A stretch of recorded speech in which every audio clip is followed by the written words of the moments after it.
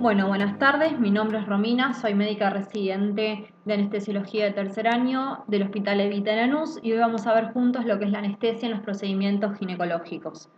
Primero vamos a definir lo que es la ginecología, ¿sí? Es una parte de la medicina que se ocupa del aparato genital femenino y de las glándulas mamarias. Quiero que tengan en cuenta que las glándulas mamarias no solamente se encuentran en las mujeres, sino que también las podemos ver procedimientos que se realizan en los hombres, ¿sí? Recordar que las glándulas mamarias están tanto en el sexo masculino como en el sexo femenino. Cuando hablamos del aparato genital femenino, tenemos que diferenciar que tenemos externos e internos. Al hablar de los órganos externos, tenemos lo que son los labios mayores, los labios menores, con el himen, clítoris, uretra y abertura de la vagina, ¿sí?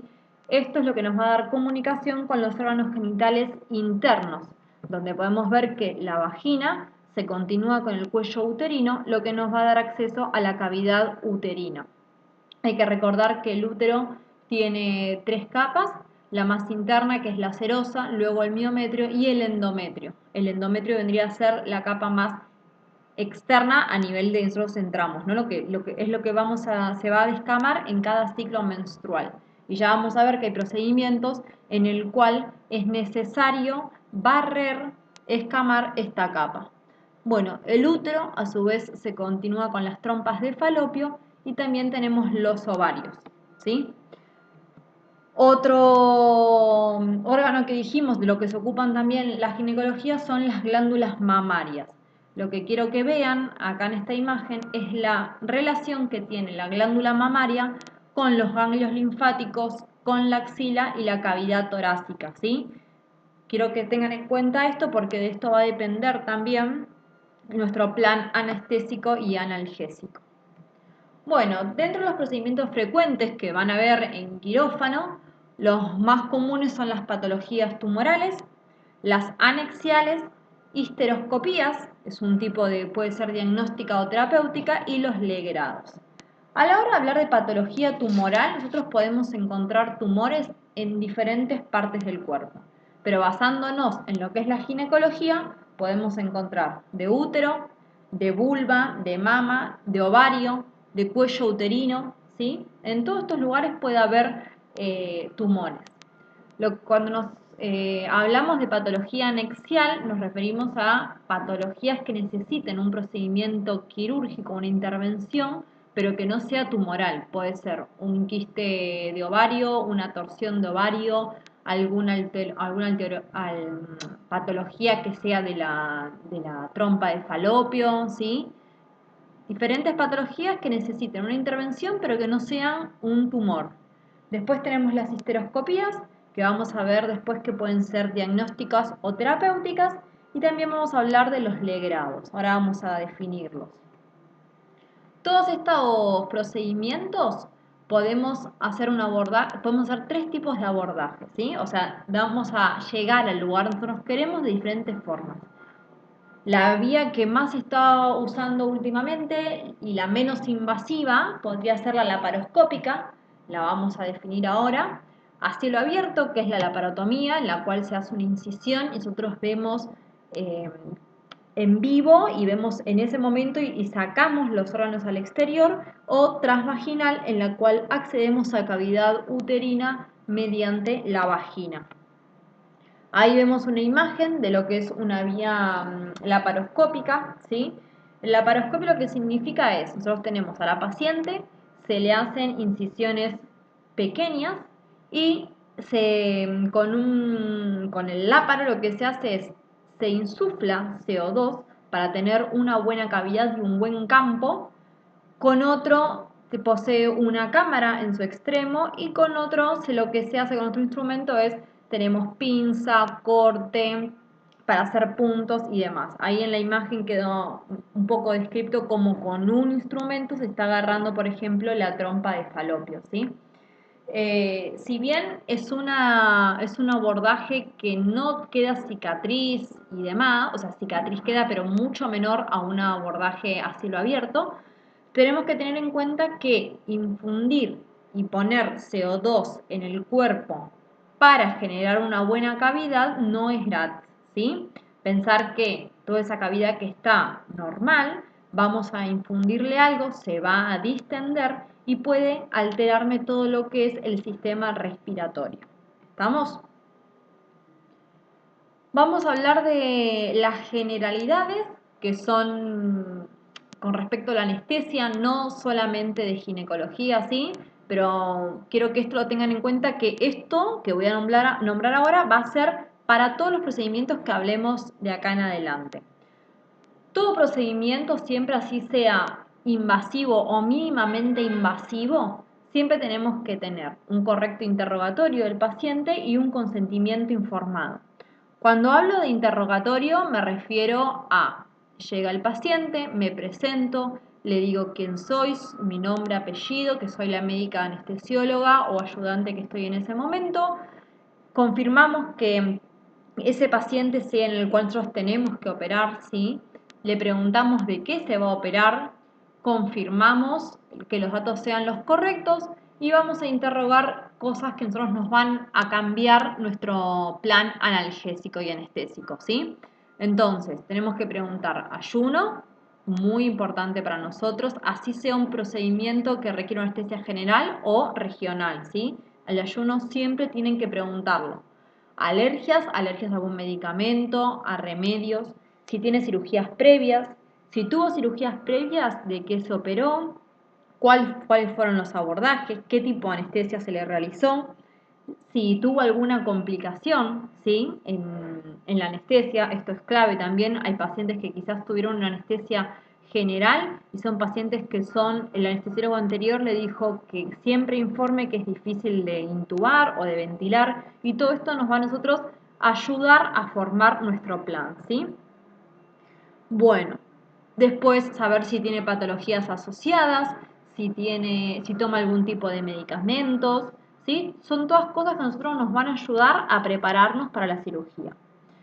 Todo procedimiento tiene que tener un monitoreo mínimo según las normas de la IRAM y de FAR, ¿sí? En las cuales nosotros siempre tenemos que tener un saturómetro, tener electrocardiograma, monitoreo del CO2, temperatura, sí, eso es muy importante también. Tenemos que saber la presión arterial no invasiva. En todo procedimiento tenemos que tener una mesa anestésica, así sea lo más sencillo el procedimiento, ¿sí? Así me digan, no, mira, es un raspado, es un legrado que dura 5 minutos, nada más, no me importa. Yo nunca sé cuándo un procedimiento se me puede complicar. Eso quiero que quede claro, chicos. Después tenemos que ver la historia clínica del paciente, ¿sí? ¿Por qué tengo que ver la historia clínica? La historia clínica está plasmado, es como un documento del paciente.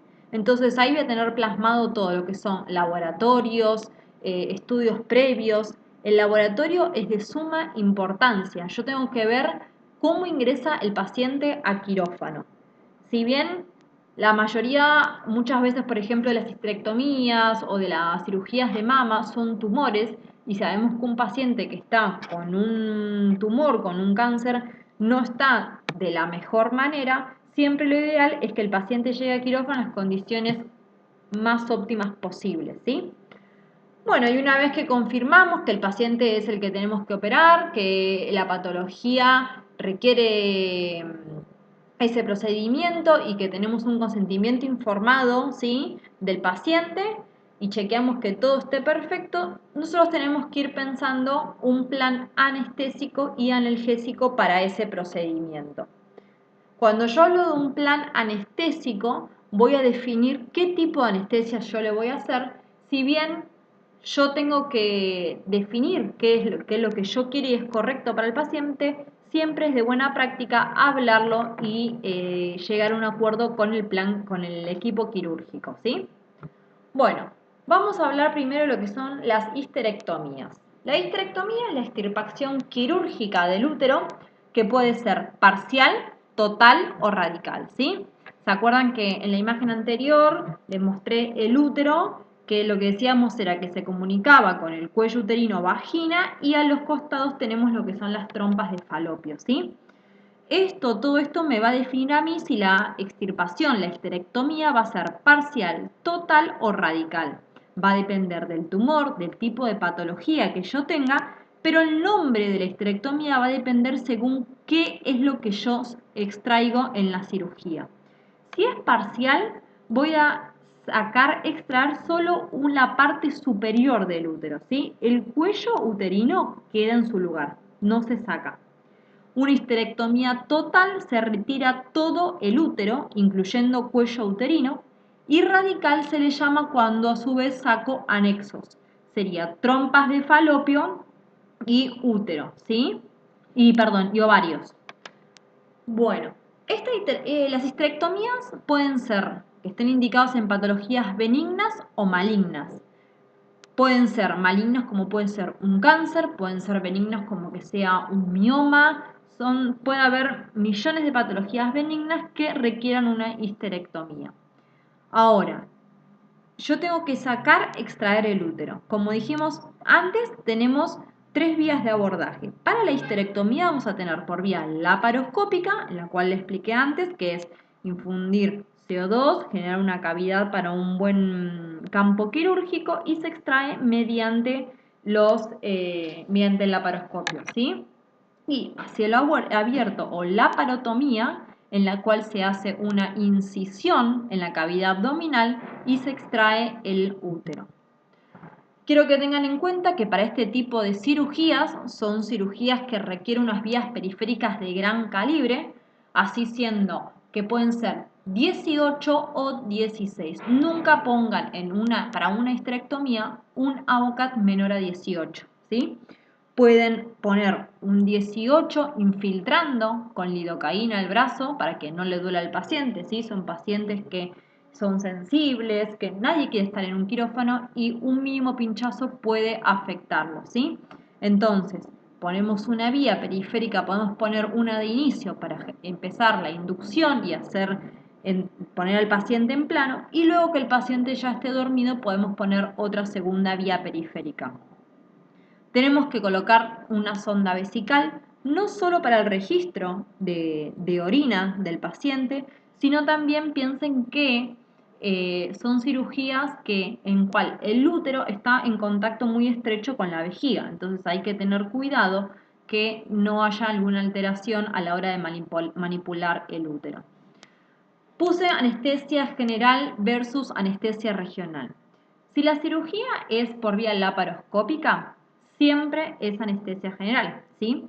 La infusión de CO2 y esa cavidad que se forma con la inyección de CO2 en la cavidad abdominal genera alteraciones hemodinámicas en el paciente, por lo cual siempre el paciente tiene que estar intubado y realizar una anestesia general.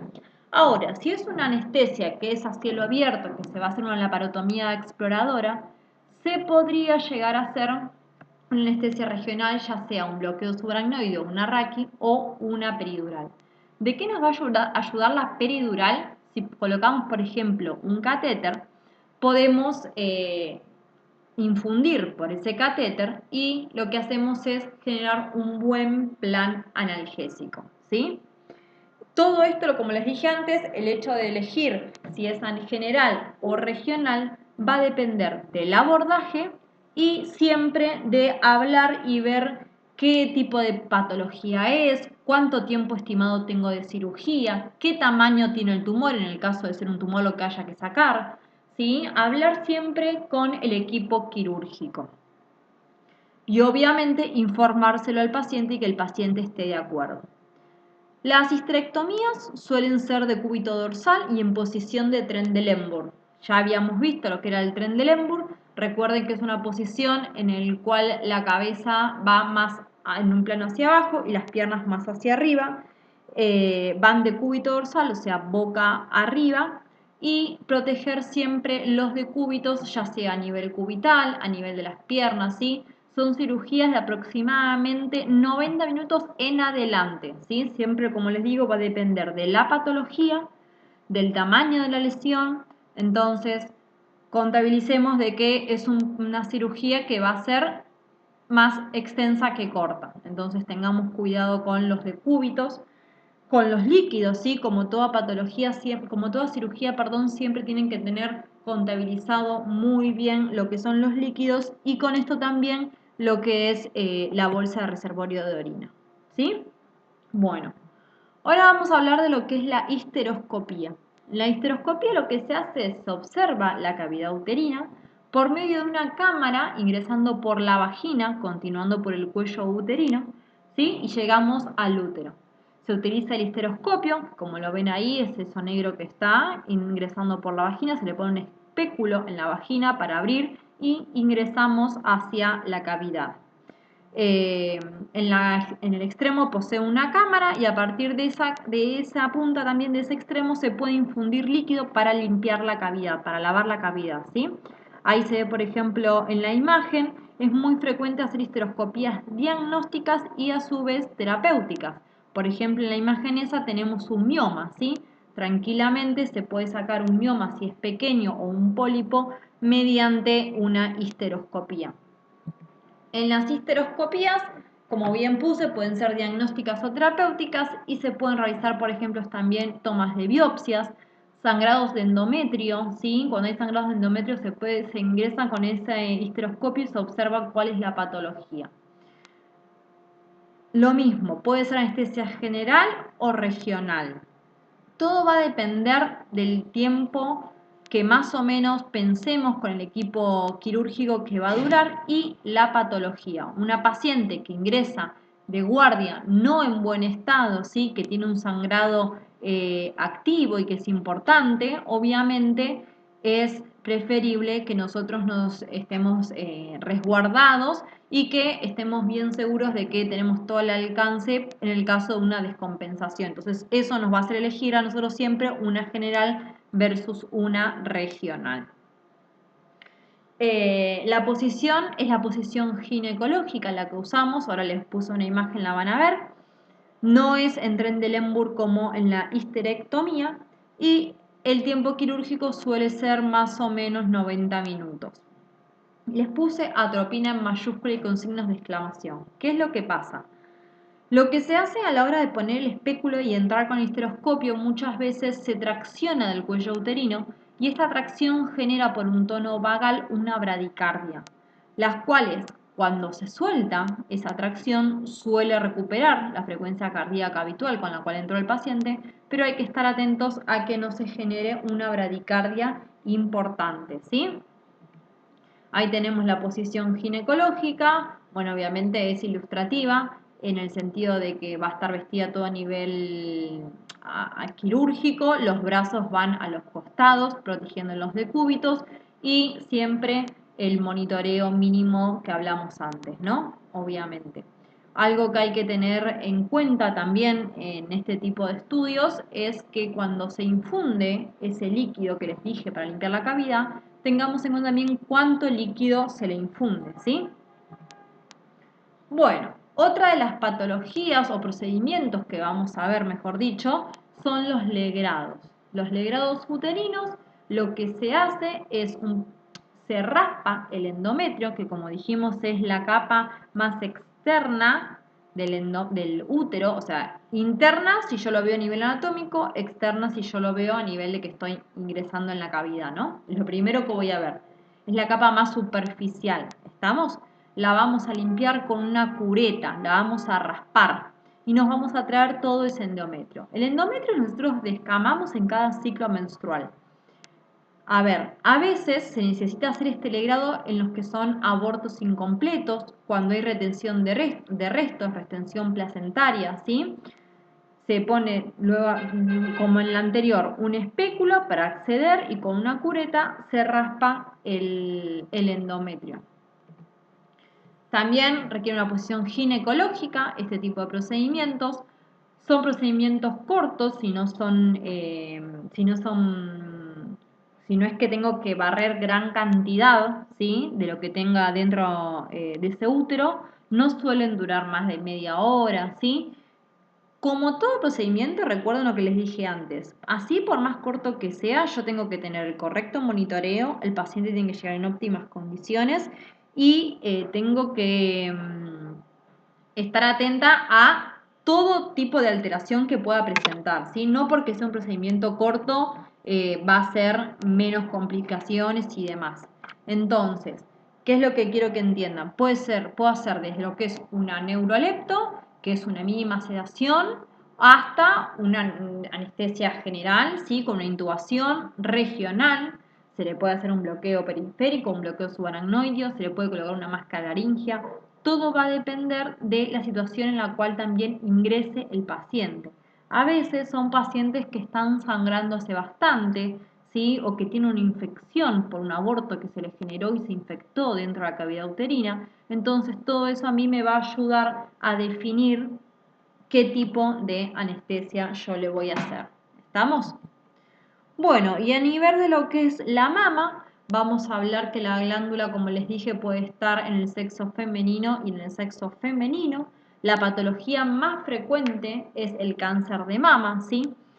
En las cuales lo que vamos a ver son mastectomías, que pueden ser radicales, totales, solamente quitar un nódulo. Otros procedimientos son tomas de biopsia, marcaciones para luego una cirugía mamaria de extracción total, abscesos mamarios que hay que drenar, ¿sí? Entonces, lo que hay que ver es que siempre cuando el procedimiento lo que requiere es invadir algo eh, que está por dos en el cuerpo, ¿sí? Así como es a la hora de trabajar con una glándula mamaria, a la hora de trabajar con lo que es en traumato, por ejemplo, con un miembro superior, siempre chequear que sea la del lado correcto, ¿sí? Confirmar que la patología está en la glándula mamaria derecha y lo que se va a abordar es la glándula mamaria derecha, ¿sí? Eso no se olviden nunca. Los procedimientos de mama tienen algunas consideraciones especiales. ¿Qué quiero decir con esto? Nosotros a la hora de que ellos aborden los cirujanos la glándula mamaria, por ejemplo, vamos a decir la derecha, todo el campo quirúrgico va a ser la mama y muchas veces lo que es la axila, ¿sí? Y ellos van a manipular y van a mover y van a utilizar todo el miembro superior derecho. Con lo cual la vía periférica nunca tiene que estar del mismo lado del cual se va a hacer el procedimiento, ¿sí? Si voy a hacer una cirugía que me involucra la mama derecha, la vía la voy a poner en el miembro superior izquierdo, ¿sí? Eso recuérdenlo. Otra cosa es a la hora de cualquier procedimiento, cualquier cirugía que ustedes tengan que realizar, y si el paciente tiene un antecedente de cáncer de mama, pregunten siempre si tiene vaciamiento ganglionar. Si tiene vaciamiento ganglionar, de ese lado tampoco puedo poner la vía periférica. Bueno, las cirugías de mama son altamente emetizantes. ¿Qué significa? Que el paciente se va a levantar con muchas náuseas y vómitos. Por lo cual, yo tengo que tener un plan y una profilaxis de náuseas y vómitos muy importante. Si yo no realizo esta profilaxis, el 75% de los postoperatorios de tipo de cirugías debutan con náuseas y vómitos, lo cual para el paciente es muy molesto y doloroso porque a su vez tiene que hacer esfuerzos y el esfuerzo de los músculos torácicos genera mucho dolor, ¿sí? Entonces, recuerden siempre generar un buen plan de profilaxis para los vómitos. Lo que se puede hacer es una TIVA con propofol, que eso me va a disminuir también mucho la prevalencia de los vómitos. Las cirugías de mama son cirugías dolorosas, la verdad. Entonces lo que podemos implementar es una analgesia postoperatoria que puede involucrar lo que es también un bloqueo periférico, un bloqueo regional, ¿sí? A nivel de la mama, siempre guiado bajo ecógrafo. Eso nos va a ayudar muchísimo con el trabajo, con el manejo del dolor postoperatorio. Cuando hablamos de anestesia general en todos estos procedimientos, recuerden siempre que lo que tenemos que basar, ¿no? Si bien dije un monitoreo básico, las vías periféricas, sondas vesicales, más que nada en procedimientos que requieran cavidad, voy a ingresar a la cavidad abdominal o que son cirugías largas, yo tengo que tener un buen conteo de líquidos, ¿sí? Y lo que elimina el paciente. Siempre recuerden los pasos, ¿sí? Una inducción, que el anestesiólogo va a definir si voy a usar benzodiazepinas, inductores, ¿sí? Lo que son también fentanilo, ¿sí? Después podemos usar relajantes musculares, agentes inhalatorios, ¿estamos? Eso siempre ténganlo en cuenta cuando nosotros hablamos de una anestesia general. Algo que les quiero decir siempre, tengan en cuenta tener un laringoscopio, ¿sí? Un laringo en la mesa de anestesia, así como digo que siempre tengan una mesa de anestesia, siempre tengan un laringo, así sea una neurolepto, así sea un bloqueo regional. Nunca larguen ningún procedimiento sin tener un laringo y un tubo a mano. Recuerden también que cuando hablamos de máscaras laringias, algo que sí quiero que tengan en cuenta es que las máscaras laringias siempre tienen que estar bien selladas, ¿sí? Que sean bien fijadas. Más que nada también que nosotros cuando, por ejemplo, hacemos histeroscopías, que el plan suele ser a veces la colocación de una máscara laringia, nosotros dormimos al paciente, le colocamos la máscara laringia y después el paciente recién se pone en posición. Entonces es importante que cuando el paciente lo vayan a poner en posición, nosotros estemos atentos a la posición de la máscara laringia, ¿sí? De que no se mueva, que no fugue y demás. Otra cosa que quiero que tengan en cuenta también es que a la hora de elegir una máscara laringia, siempre lleven al quirófano no solamente una máscara laringia, ¿sí? No sabemos cómo va a ser la apertura bucal de ese paciente y qué número de máscara laringia voy a necesitar. ¿Estamos? Recuerden siempre tener vasopresores en todos los procedimientos, ¿sí? Siempre parados en quirófano. Cuando dijimos que tenemos que